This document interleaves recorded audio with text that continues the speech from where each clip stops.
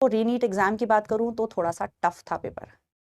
सबसे पहले तो भाई मैं ऐसे ये देखो हाथ जोड़ के एनटीए को बोलना चाहती हूँ कि प्लीज बच्चों को स्ट्रेस देना और ट्रॉमेटाइज करना छोड़ दो भाई। मतलब मुझे समझ नहीं आ रहा कि फिजिक्स इतनी टफ देने का क्या मतलब है। बायो के स्टूडेंट्स को, मेडिकल स्टूडेंट्स को इतनी टफ फिजिक्स देने का पॉइंट क्या है यार। मतलब कल मैं सेंटर पे गई, कोई भी बच्चा खुश नहीं था। सारे बच्चे मुंह लटकाए हुए और एकदम हताश से, निराश से थे। मैम फिजिक्स बहुत ज्यादा टफ आ गई, हमने एक्सपेक्ट नहीं करी थी, फिजिकल केमिस्ट्री बहुत टफ आ गई। तो क्यों इतना ट्रॉमेटाइज कर रहे हो बच्चों को यार। मत करो, परेशान हो जाते हैं बच्चे। कोई बच्चा ऐसा नहीं था, मेरे को इतने सारे मैसेजेस मिल रहे हैं मेरे बैच के स्टूडेंट्स के, लक्ष्य बैच, यकीन बैच के स्टूडेंट्स के, दे आर सेइंग कि मैम नंबर बढ़े नहीं है, घटे हैं।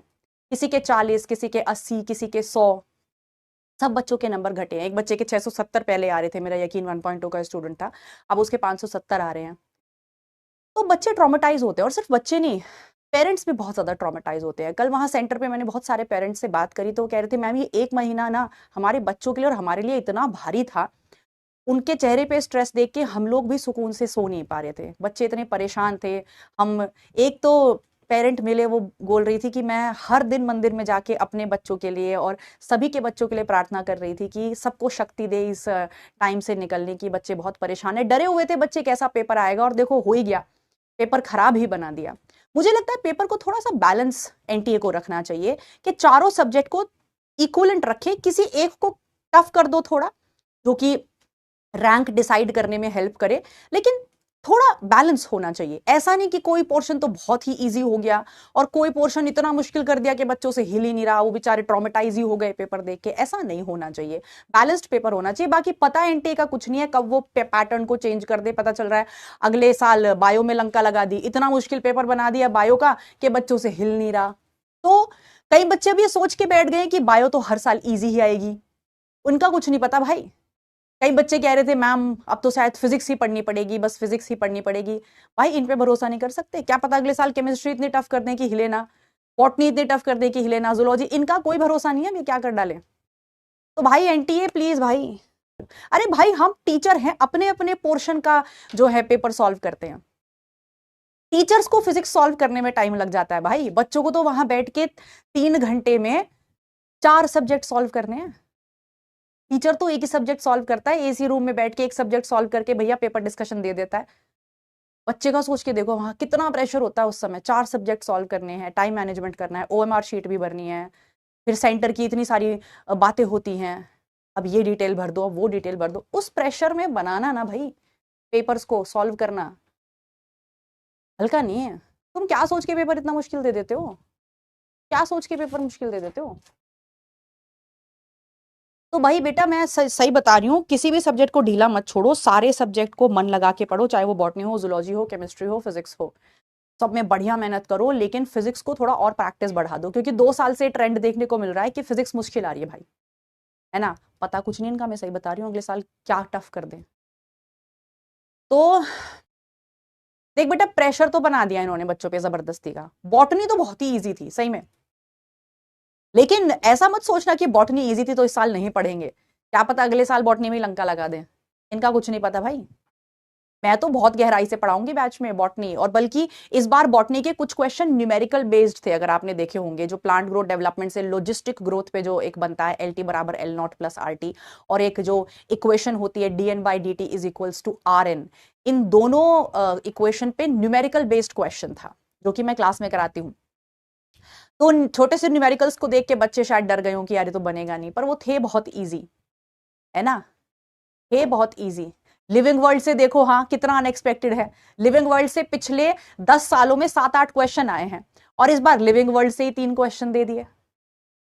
इस बार लिविंग वर्ल्ड से ही 3 क्वेश्चन दे दिए, तो तुम समझ रहे हो कितना अनएक्सपेक्टेड है। मैं तुमसे कह रही थी भाई लिविंग वर्ल्ड से क्वेश्चन नहीं आते, इस बार लिविंग वर्ल्ड से 3 क्वेश्चन चिपका दिए। और जो ये वाले जो जेनेटिक्स है, जेनेटिक्स से जो है क्वेश्चन कम कर दिए। जेनेटिक्स से मेरे ख्याल से 2-3 ही क्वेश्चन आए हैं बस, 2 क्वेश्चन पॉलीजन उससे हैं, 2-3 क्वेश्चन क्या नाम है प्रिंसिपल्स ऑफ इनहेरिटेंस से, और 2-3 क्वेश्चन मॉलिक्यूलर इनहेरिटेंस से हैं। कहाँ एक समय था कि खाली अकेले मॉलिक्यूलर इनहेरिटेंस से 10 क्वेश्चन आए थे, प्रिंसिपल्स ऑफ इनहेरिटेंस से अकेले 6 क्वेश्चन आए थे। सेल साइकिल से बड़ा सिंपल सा क्वेश्चन पूछा था, phases of cell cycle G1 S G2 M, बस इतना आसान। और मैंने तुम्हें क्लास में कितने टफ टफ क्वेश्चन कराए हैं जिसमें तुम्हारे दिमाग घूम रहे थे, और उन्होंने सिर्फ इतना पूछा है कि भैया फेजेस ऑफ सेल साइकिल को वो कर दो, है ना। तो ये इनका पता कुछ नहीं। जैसे कि तुमने अभी देखा लिविंग वर्ल्ड में 3 क्वेश्चन चिपका दिए, और जो बच्चे समझते थे भाई ये तो इतने ज्यादा टफ चैप्टर्स हैं, इतने मुश्किल चैप्टर्स हैं, जैसे प्लांट फिजियोलॉजी हो गया, रेस्पिरेशन, प्लांट ग्रोथ डेवलपमेंट और आपका फोटोसिंथेसिस, इनसे बड़े कम क्वेश्चन है। सेल साइकिल से एक ही क्वेश्चन दिया, फेजेस में दे दो, है ना। तो पता कुछ नहीं है इनका, अगले साल क्या पता बॉटनी में लंका लगा दे। तो हम तो पूरा डेप्थ में पढ़ेंगे, और जो भी मुश्किल क्वेश्चन पेपर बन सकता है मैं तो वैसे ही पढ़ाऊंगी कि अगर कभी एनटीए का दिमाग खराब हो गया और उसे लगा कि भाई इस साल चलो बॉटनी ही टफ कर देते हैं, लंका लगाते हैं बच्चों की, तो हम उसी हिसाब से पढ़ेंगे। लेकिन हाँ, इस साल very very easy, botany was pretty easy, very very easy, NCERT based and very simple question. बल्कि जो नीट हुआ था, नीट में कुछ क्वेश्चन टफ थे बॉटनी के, इस बार तो काफी इजी हो गया।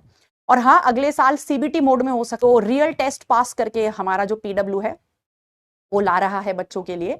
जैसे रियल टेस्ट होता था ना हमारा पहले, रियल टेस्ट सीरीज होती थी, ऐसे ही अब रियल टेस्ट पास करके आ रहा है कि ऑफलाइन सेंटर्स पर जाके, जैसे कंप्यूटर के सेंटर्स होते हैं ना ऑफलाइन, तो आप ऑफलाइन सेंटर पर जाकर कंप्यूटर के सामने बैठ के टेस्ट दे सकते हो।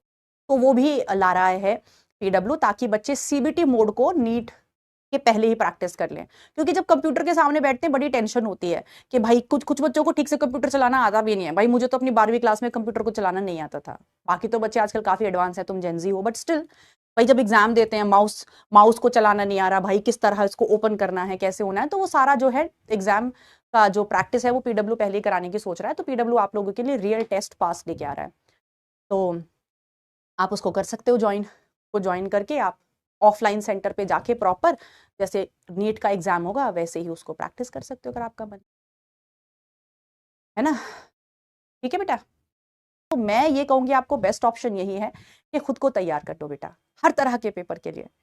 फिजिक्स टफ आए, केमिस्ट्री टफ आए, बॉटनी टफ आए, जूलॉजी टफ आए, अपने आप को रेडी कर लो। आसान पेपर आए तो भी अपने आप को रेडी कर लो, हर तरह से खुद को तैयार कर लो। डरने से कुछ नहीं होगा, और डर अच्छी बात भी है।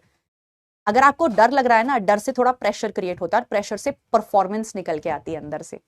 हमें आज तक डर लगता है जब हम पढ़ाने आते हैं क्लास में कि बच्चा पसंद करे ना पसंद करे, इतने सारे प्लेटफॉर्म हैं भैया, इतने सारे टीचर हैं, हमें आज तक डर लगता है कि वन फाइन डे ऐसा ना हो कि बच्चा हमें नापसंद करने लगे। हम रोज क्लास के पीछे मेहनत करके आते हैं, तो डर तो अच्छी चीज है।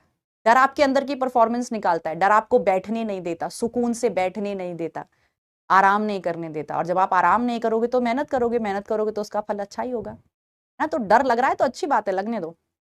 उससे क्या होगा, हर दिन आंख खुलेगी, सुबह आंख खुलेगी, भाई डर लग रहा है पता नहीं पेपर कैसा जाए, सुबह उठ लो भैया, पढ़ लो, मेहनत कर लो, सारे बच्चे मेहनत कर रहे होंगे। डर तो अच्छी चीज है भाई, है ना। चलिए बेटा, अब टफ नहीं हो रहा है, मैं आपको ईमानदारी से बता देती हूँ। काफी सारे बच्चे थोड़े बौखलाए हुए लग रहे हैं। 2021 से 2020 से, बल्कि जब कोविड हमारा आ गया था, उससे पेपर की क्वालिटी अचानक से बहुत बहुत गिरा दी गई थी। नीट का पेपर इतना आसान होना ही नहीं चाहिए। ये एग्जाम जो है बेटा, ये एग्जाम डॉक्टर बनाता है, आप जान रहे हो। डॉक्टर का मतलब ये है कि किसी की जान है उसके हाथों में, तो उसको पेपर को आसान तो नहीं होना चाहिए। तो पिछले कई सालों से बच्चों को आसान पेपर देने की आदत पड़ गई थी, इसीलिए अब वो थोड़े परेशान हो रहे हैं, बौखला रहे हैं। लेकिन पेपर हमेशा से ऐसा ही आता था, बल्कि इससे भी मुश्किल आता था। मैं आपको बता तो रही हूं कि मैं जब जब हम देते थे पेपर, मेडिकल का पेपर देते थे, तो सक्सेस रेट इतना कम था कि जब 10 साल तक बच्चे तैयारी करते थे तब नंबर पड़ता था। यूपीएससी तो कुछ भी नहीं था नीट के सामने, सक्सेस रेट इतना कम था। यूपीएससी में बच्चे सेलेक्ट हो जाते थे, यहाँ मेडिकल में सेलेक्ट नहीं हो पाते थे, इतना टफ पेपर आता था, कोई सिलेबस ही नहीं था। यूपीसी पीएमटी में तो बीएससी एमएससी का पेपर क्वेश्चन पूछ रहे हैं, एएफएमसी में अलग ही लेवल के क्वेश्चन आ रहे हैं, कोई सिलेबस ही नहीं था। अब तो प्रॉपर एनटीए एक सिलेबस रिलीज करता है, आपको एक किताब दे रखी है भैया, एक ये नीट एनसीईआरटी की किताब है, इसी से पेपर बनेगा, कुछ बाहर आया तो हम लड़ लेंगे।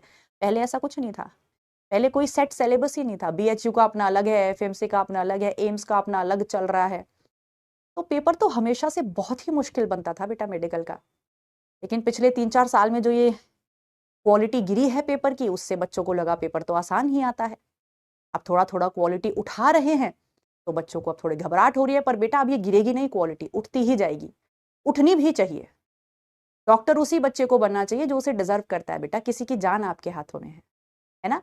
तो प्लीज अपने आप को तैयार करना शुरू कर दो। अब घबराने से, परेशान होने से कुछ नहीं होगा। आपके टीचर्स आपके साथ हैं, हम अच्छा पढ़ाएंगे, आपको अच्छा मटेरियल प्रोवाइड करेंगे। आप सिर्फ क्या करते रहो, आप सिर्फ मेहनत करके हर रोज अपना काम करते रहो, पढ़ते रहो, आप अपने आप तैयार हो जाओगे उसके लिए। ठीक है। अब हम शिकायत नहीं करेंगे, किसी के सामने शिकायत नहीं करेंगे, रोएंगे नहीं, परेशान नहीं होंगे, अपने आप को लाचार महसूस नहीं करेंगे, बल्कि उठ खड़े होंगे और अपने आप को मजबूत बनाएंगे, अपने आप को उस चीज के लिए तैयार करेंगे, मेहनत करेंगे। ये एटीट्यूड होना चाहिए। ये नहीं कि हम तो नीट देना छोड़ ही देंगे, कभी पेपर लीक हो जाता है, कभी मुश्किल होता है, हम तो नीट ही नहीं देंगे, हम तो डॉक्टर बनने की इच्छा को ही दबा देते हैं। ये तो कमजोर इंसान की निशानी है, और हम कमजोर नहीं हैं। अगर हमने डॉक्टर बनने का फैसला किया है तो हम बहुत मजबूत हैं, इमोशनली भी, है ना। तो अपने आप को एक मजबूत इंसान समझो, खुद पे भरोसा करो और मेहनत करते रहो। नेगेटिव चीजों से इन्फ्लुएंस मत हो, आपके टीचर्स हैं आप। ओके, चलिए। सो रीनीट का आप डर रहे हो ना, काफी बच्चों के मुझे मैसेजेस मिल रहे हैं हमारे ही बैच के, कि मैम पे बच्चे बोल रहे हैं फिजिक्स का पेपर बहुत टफ आया है, हम तो देंगे ही नहीं अगले साल नीट, हम ड्रॉप कर दें क्या मैम। तो इसीलिए मैं बैच में आज ये इशू एड्रेस कर रही हूँ कि ऐसा नहीं है ना। रियल टेस्ट पास की क्या कॉस्ट है बेटा, ये तो मुझे नहीं पता है। रियल टेस्ट पास की क्या कॉस्ट है, मैं एक बार इसका पता करके आपको बता दूंगी।